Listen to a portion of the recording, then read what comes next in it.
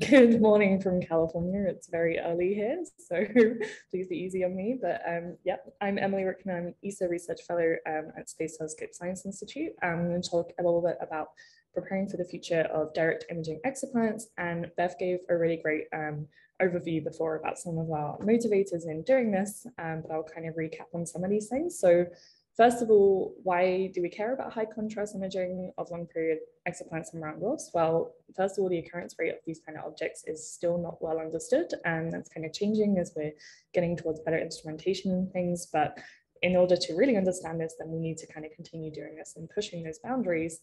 And in turn, this helps us understand some of the formation mechanisms of these giant exoplanets and brown dwarfs that we've been talking about so far today. We can also start to probe and populate what the mass luminosity age relation of brown dwarfs looks like, especially the information that we gain from combining different exoplanet detection techniques that I'm going to talk about today. And this is also really key in calibrating some of our evolutionary models and comparing dynamical masses to the atmospheric side of things, which leads to my last point, that we can test those atmospheric models of giant gaseous planets and brown dwarfs. So if we look at what the parameter space of the semi-major axis and the companion mass of different exoplanets looks like to date, and this is taken from the NASA exoplanet archive from the main sort of exoplanet detection techniques, then it looks something like this. And to date, I've been mainly interested in combining sort of radial velocity detected planets, so mostly in this region here, shown by the yellow data points, and also those of high contrast imaging, which are extremely widely separated because those are the most amenable targets for direct imaging away from the glare of the host star, and also the most massive companions where the contrast ratios aren't so extreme. But what's happening over time is, as we're observing exoplanets for longer and longer on long period radial velocity surveys, for example, we start to probe out to those longer orbital periods, so those wider semi-major axes. And then on the other side with direct imaging, as we go towards larger aperture telescopes, then we start to probe smaller inner working angles, higher angular resolution, and also more sophisticated instrumentation and post-processing technique of some of the things that we've heard about today already. Then what's starting to happen is we start to bridge this gap between the radial velocity detected exoplanets and the directly imaged planets. And going forward in the future as well, we're also going to have receive more data from Gaia. So we have Gaia DR4 to look forward to, for example. We already have a lot of great information from Gaia and also from Hipparchus previously as well. And that's going to start to probe that kind of upper region as well. And hopefully we can bring all of this information together to give us the most comprehensive characterization of these exoplanets and round dwarfs. So on the radial velocity side of things, I've been working on the CORALIE survey.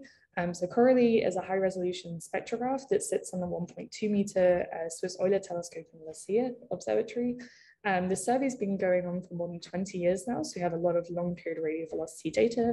And the sample of stars are more than 1,600, primarily main sequence G and K dwarfs within a volume limited sample within 50 parsecs.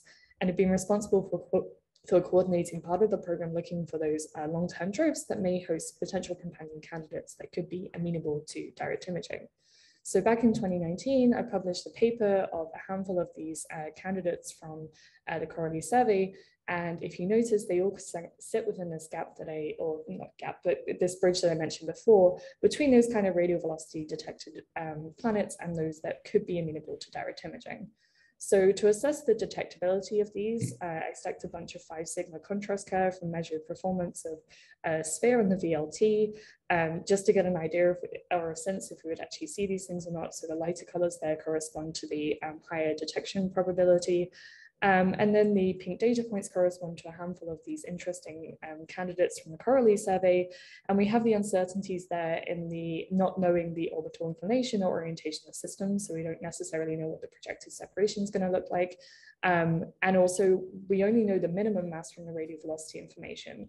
So this is kind of the worst case scenario, because if the inclination is favorable, then we actually are looking at more massive companions and a better contrast ratio in what we can obtain. So one of the really interesting candidates from this 2019 paper was HD13724. And I'll re-emphasize that this is 20 years worth of radio velocity data. So it's really huge radio velocity curves here. And when we published this with the minimum mass of the unknown orbital inclination, we predicted a mass of around 27 Jupiter masses, so within the brown dwarf regime. And then we decided to undertake a program with SPHERE on the VLT to try and directly image some of these companions. So with SPHERE, we have dual imaging capability. So we have IRDIS, which is the infrared dual band imager and spectrograph, where we have narrowband photometry capabilities across the Y, J, H, and K bands. And then we can also, as well as getting those detections with the nice astrometry and photometry you can pull out from IRDIS, we can also simultaneously characterize these systems using the IFS, the integral field spectrograph, which gives us access to low resolution spectra to kind of look at the atmospheric characteristics of these systems. So we took some imaging in 2018, and then we also, and that was in the H band. This is reduced using PCA, PSF subtraction, using Graphic, which is a Geneva imaging reduction pipeline. And we took the first detections in the H band, and then we took some follow-up data in 2019, where we also see a nice clean detection across the J and K band. And we also see that it has nicely moved on its orbit as well, which allows for us to get the constraints on the mass of this object. So we combine all of this information together with the long period radio velocities that I showed you previously, with the relative astrometry we have from the imaging, and we can see on the left there a nice orbital fit from combining all of this information. And then we also see how the separation and position angle changes over time. And this leads to a model-independent dynamical mass, which are really key in allowing us to look at and compare these models of these evolutionary models as well as these atmospheric models, where we know what the mass actually looks like. And in this case, the mass that we get is around 50 Jupiter masses, so within that brown dwarf mass regime. So this is the kind of spectral information that we can gain from SPHERE on the VLT. So we have the IFS range that I mentioned before, probed in this pink region. And then we also had the gray narrow bands corresponding to the J, H, and K bands, which were the images that I showed previously. We did some fits against some model atmospheric spectra, and then we also did some fits against some field brown dwarfs. And we predict a spectral type of around T4 and a temperature of around 1000 Kelvin. This became actually, I think it was just the fourth known T-type brown dwarf that has a known dynamical mass. And so it's really key that we start to probe and populate this mass luminosity age relation, where we can make these comparisons with models. And we see those nice strong atmospheric molecular absorption features there from methane and water, which we would expect for such a companion. So I've been continuing along this line of work to try and obtain some of the most precise model-independent dynamical masses from combining these different exoplanet detection techniques. So this is still a little bit of a work in progress, but I'm continuing to probe the CORALIE data that I mentioned before. So I have a whole handful of targets for which I will be publishing in the very near future, so stay tuned. But this is one example, one of the very beautiful radio velocity curves that we have. The different colors there just correspond to the different instrumental upgrades from CORALIE over the past 20 years. So we treat them as 3 different instruments with different RV offsets. And then we can also pull in the astrometric information that I mentioned before. So this is the absolute astrometry from Hipparchus and Gaia. And this is taken using the Hipparchus Gaia catalog of accelerations from Tim Brandt from last year, and this uses the Gaia EDR3 release. And so we have for each the ascension and deck, we have the points from the first point being from Hipparchus, the second one being from Gaia. So obviously the error in the Gaia is significantly less, but this still gives us really valuable information in being able to predict where this object may be in its orbit, and also predict what the mass will look like.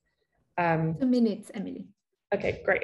And so this allows us to predict a position relative to its primary stellar host, and allows the relative astrometric position, increasing the probability detection calculation because we have a prediction of the mass from the radial velocity and proper motion anomaly information, and then seeing where it actually is on its orbit. So I've been imaging some of these with SPHERE on a program that I'm leading on the VLT, and we have some nice clean high contrast imaging detections of some of these companions. In this case, we're probing the sort of substellar regime again, and then we can combine all of this information together to do some really nice orbital fitting and to obtain the precise dynamical masses. And the next thing I want to do with this is compare this with some of the evolutionary models to see if where we are at that point in the mass luminosity age relation I mentioned before.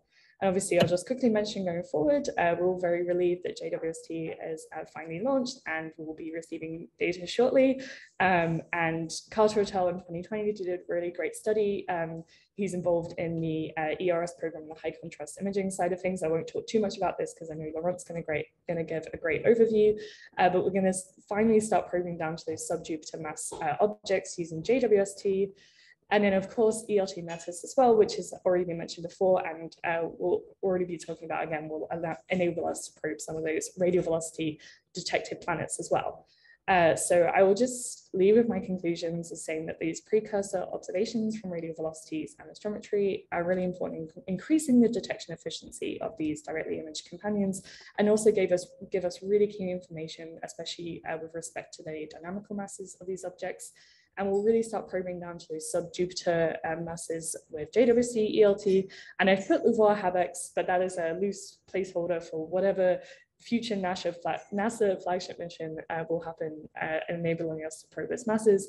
And combining all of this information together is really vital in comprehensively characterizing such exoplanets. And I will take any questions. Thank you. Great, thanks, Emily. Are there questions for Emily? So would you like to tell us more about the new objects that you are studying?